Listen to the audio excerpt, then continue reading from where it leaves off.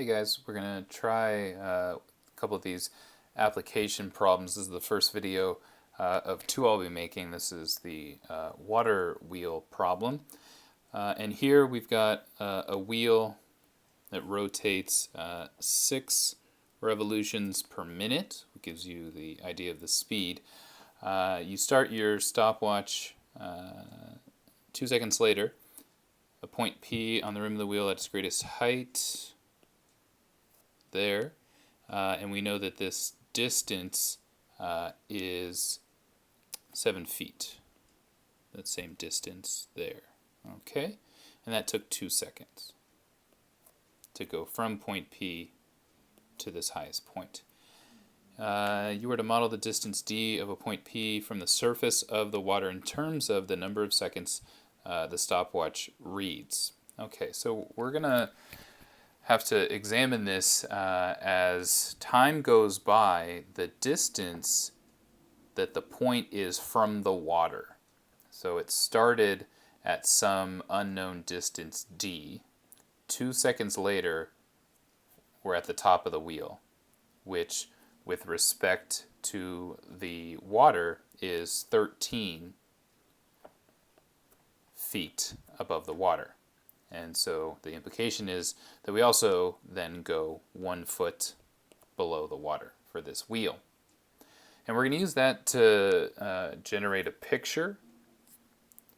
So if we take a look at this graph here, the things we know is there we go, that's d, the distance after time in seconds. So, let's see. We started at time 0 at some unknown height. I don't know where that is. But after 2 seconds, we peaked. And we got to 13. Then, as far as we know, let's see, 6 revolutions per minute. That's going to tell us that 6 rev per minute is 1 revolution per 10 seconds. So it takes us 10 seconds to get all the way around. So if I peak at time 2, we're going to then peak at time 12. Okay. And therefore, come all the way around here, that's going to be 5 seconds on top of our 2. So we'll bottom out at -1, -1 there, and that's going to be at time 7. And we're going to connect the dots in this sinusoidal or cosine looking graph here.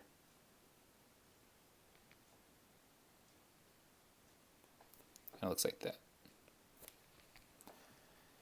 And our horizontal axis is going to be at 6 feet. Therefore 7 up and 7 down. So it looks like we've got all the makings of a model for the position or distance, I guess I should say. As the position moves around the circle, we're talking about the distance from the water.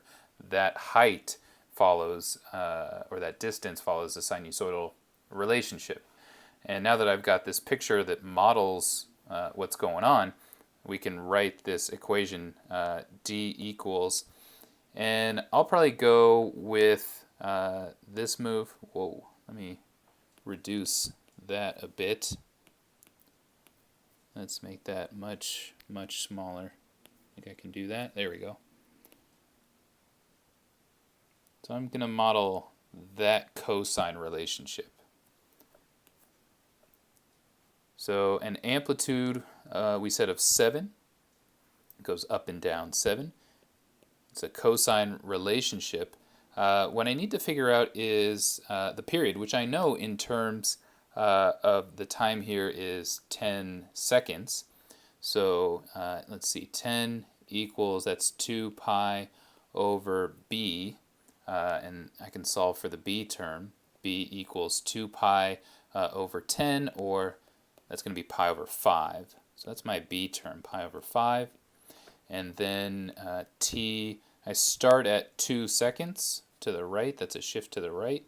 And then we shifted the entire deal is up 6. That's where the center is, 6 feet above the water. So there's my distance above the water in terms of time equation.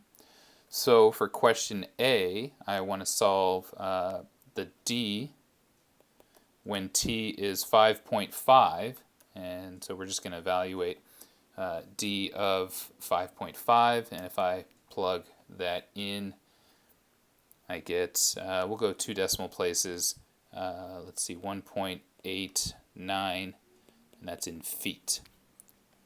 So at time 5.5 seconds, which we know is going to be somewhere over here, because by the time, this is 7 seconds down at the bottom, I'm almost 2 feet above the water. That's part A. I guess that's there. Okay. Part B is find the time when the point P first enters the water. And it enters the water, that's going to be right there, according to our rotation. And that is when the height is at 0. So d, if we set that equal to 0, equals 7 cosine pi over 5 t minus 2 plus 6. We'll have to solve that guy for t, and you could do that by plugging the equation into your calculator and solving for the 0. It's probably the easiest way to do that. When it comes to these application problems, be ready to have your calculator at hand to execute some of these things.